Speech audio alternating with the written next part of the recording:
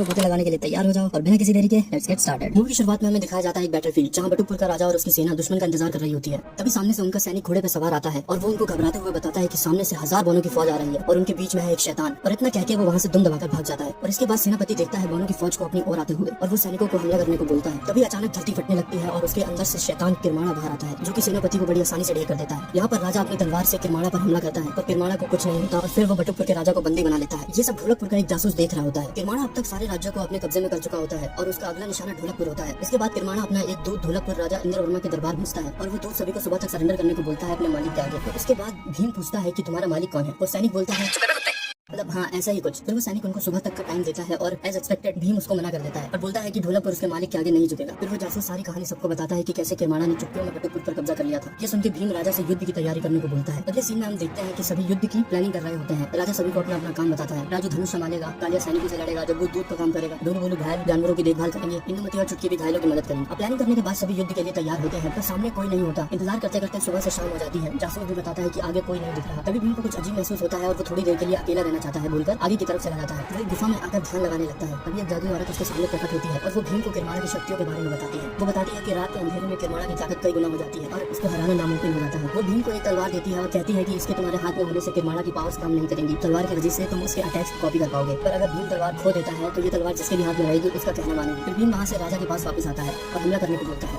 और सामने कोई नहीं होता तो सभी चौंक जाते हैं और भीम सभी को उसके पीछे आने को कहता है और खुद आगे जाकर तलवार की मदद से किरमाणा का जादू तोड़ देता है। इसकी वजह से किरमाणा की सेना विजिबल हो गई थी और किरमाणा भी एक बार फिर जमीन के अंदर से निकलता है और भीम को साइड हटने के लिए बोलता है पर भीम नहीं मानता तो वो अपने सैनिकों को भीम पर हमला करने को बोलता है पर भीम उनको एक ही बार में हरा देता है। किरमाणा समझ जाता है कि भीम कोई ऐसा वैसा लड़का नहीं है और वो भीम पर अपना अटैक करता है। भीम उसको भी आसानी से हरा देता है। फिर किरमाणा उड़ने लगता है तो भीम भी तलवार की मदद से अपने घोड़े को उड़ने वाले घोड़े में बदल देता है और किरमाणा के पीछे चला जाता है और नीचे युद्ध शुरू हो जाता है। यहाँ पर किरमाणा भीम के साथ लुक्का छुपी खेल रहा होता है मतलब लिटरली तुम खुद ही ये हंसता कितना है भाई। एनीवेज भीम किरमाणा की पूंछ को अपनी तलवार में देख लेता है और पकड़ के फेंक देता है। फिर किरमाणा उस पर हमला करता है और भीम उससे भी बच जाता है और दूसरी तरफ नीचे सभी अपनी पूरी ताकत से लड़ रहे होते हैं। यहाँ आसमान में भीम किरमाणा को ओवर पावर करने लगता है और उसे ऑलमोस्ट हराने ही वाला होता है। तभी सूरज ढल जाता है। फिर किरमाणा अपनी चाल चलता है। वो भीम को अपने घोड़े से उतर कर लड़ने को बोलता है और भीम इस ट्रैप में फंस जाता है। और जैसे ही भीम नीचे उतरता है किरमाणा उस पर हमला कर देता है और भीम नीचे गिरने लगता है। इसी बीच किरमाणा राजा को धर लेता है और भीम से उसकी तलवार मांगता है। अब भीम का है ही अपना राजा पगलू तो वो उसको अपनी तलवार दे देता है। उसके बाद किरमाणा पूरे ढोलकपुर पर कब्जा कर लेता है और राजा और इंदुमती को अपने कमरे में बंद करवा देता है और भीम के दोस्तों को काल कोठरी में डालने का आदेश देता है। पर वो भीम को अपने जनरल बनने का ऑफर देता है। बदले में भीम कुछ भी मांग सकता है पर भीम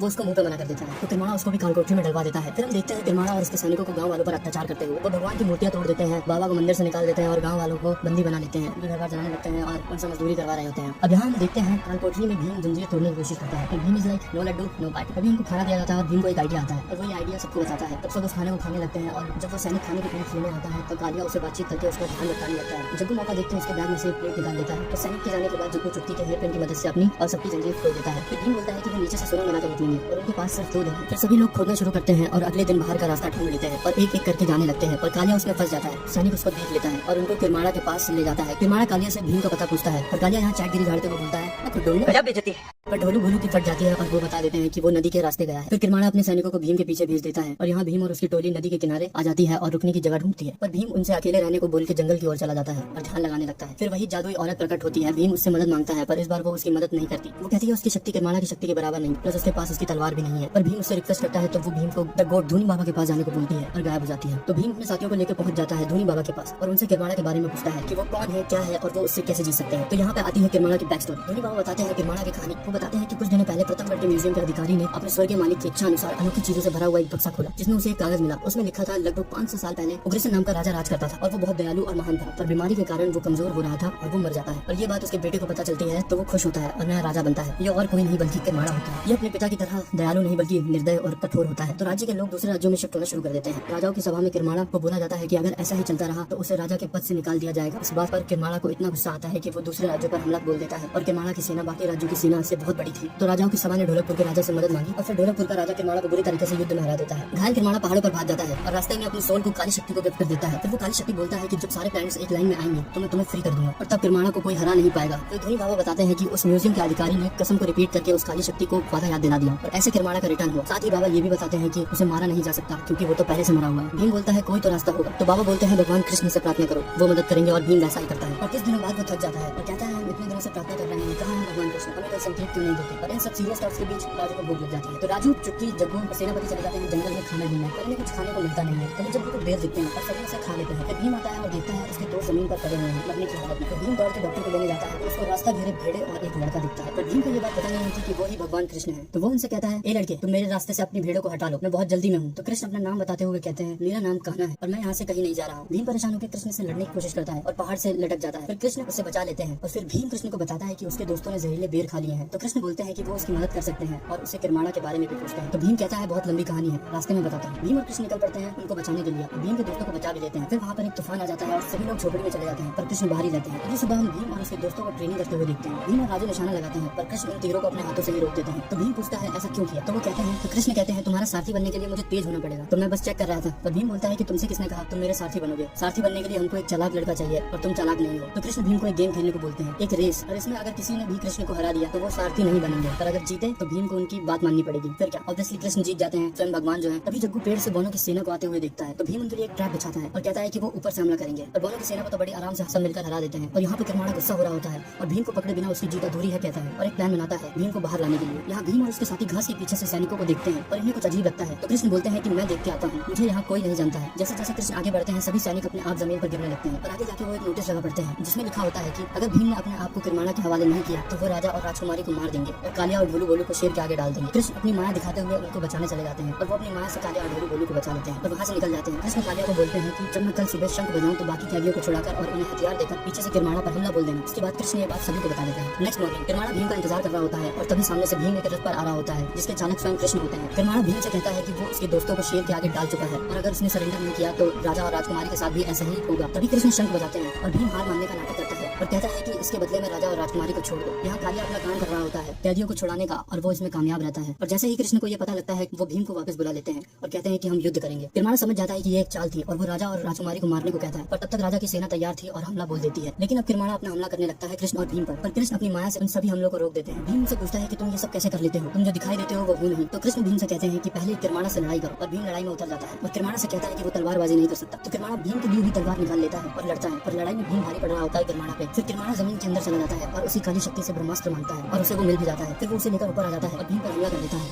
पर कृष्ण उस वार को अपने ऊपर लेते हैं और उस ब्रह्मास्त्र को एक माला में बदल देते हैं। फिर कृष्ण अपने असली अवतार में आते हैं और भीम से कहते हैं कि खत्म कर दो उसे। फिर भीम को वो एक चक्र देते हैं जिसे लेकर भीम किरमाणा पर मारता है और यही किरमाणा का अंत हो जाता है। और भीम को पता लगता है कि जिसके साथ वो इतने टाइम से था वो और कोई नहीं बल्कि भगवान कृष्ण है। और यहीं पर ये मूवी एक हैप्पी एंडिंग के साथ खत्म हो जाती है। अगर यहाँ तक आई गए हो तो प्लीज वीडियो को लाइक कर देना और चैनल को सब्सक्राइब कर देना और कमेंट से जरूर बताना तुम्हें अगली वीडियो किस पर चाहिए। तब तक के लिए बाय बाय।